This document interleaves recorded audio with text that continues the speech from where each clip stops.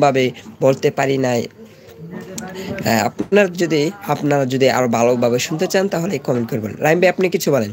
আপনি যে এতদিন ধরে ভিডিও আমরা বানাতে চাচ্ছি না, তার একটা কারণ বলেন। তার একটা কারণ হচ্ছে বহুদিন কাম কাজ মনে করলেন দাওমারি আমাদের মনে করলেন আমরা কি মানুষ, গরিব শরীফ মানুষ, আমাদের কাম কাজ অবশ্যই করতে হবে।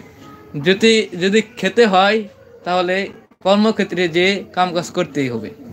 কাম কাজ করলে মনে করলেন চুক্তি কামলা মনে করলেন 1500 টাকা দিতে হয় কাটা প্রতি। মনে করলেন আমরা আমাদের নিজের কাজ নিজে করে নিলাম, তাহলে আমাদের কতগুলো টাকা বেঁচে গেল।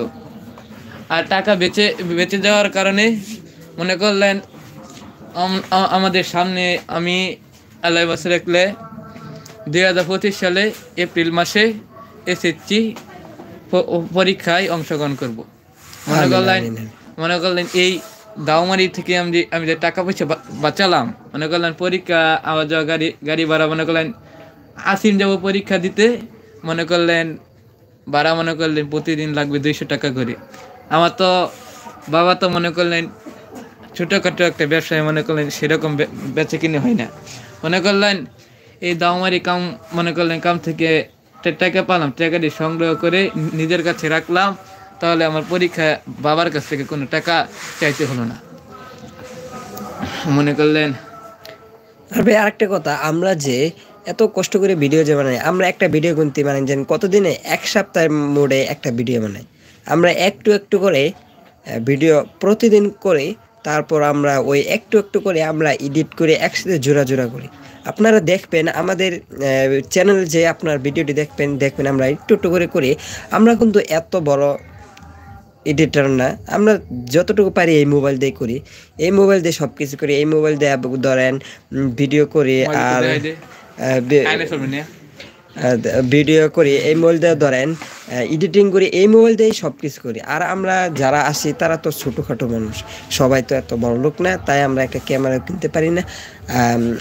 কিনতে পারি না। আজকে এতদিন আমরা ভিডিও নিয়ে আসতে পারি নাই, তার কারণ হলো কাটাখালি আমরা স্কুলে পড়ি, স্কুলে অনেক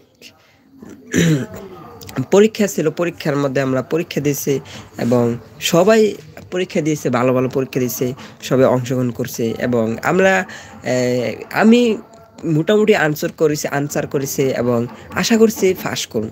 সবাই কিন্তু ফার্স্ট করবে না, কারণ এই বছর কিন্তু এত পড়ালেখা হয়নি, বুঝতেই তো পারছেন দেশের হালচাল।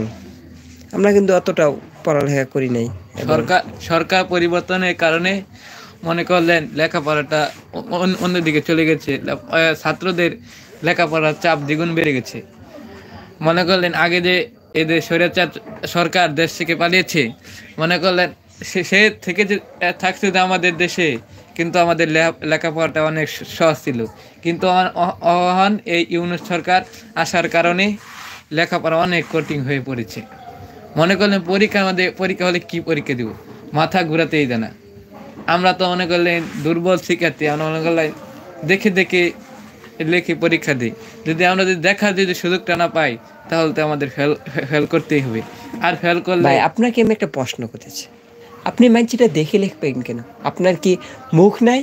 আপনার কি কথা নাই? আপনি বাড়িতে পড়বেন, আপনি ভালোভাবে পড়বেন, মাথার মধ্যে ভাই কিছুই ঢুকে নেই। আপনি সকাল 6টার মধ্যে সকাল 4টার সময় উঠবেন এবং সকাল 6টার মতো পড়বেন, সব পড়া মুখস্থ হয়ে যাবে।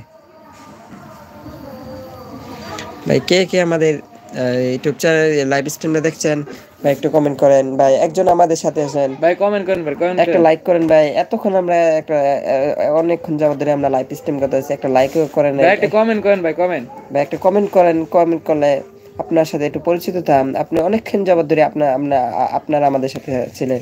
লাইভ স্ট্রিমকে একটা লাইক করেন ভাই।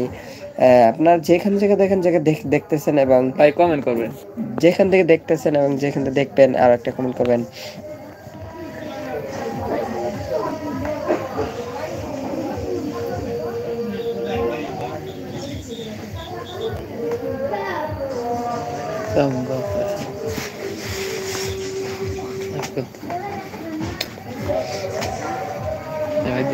নাকি 10 মিনিট করবি।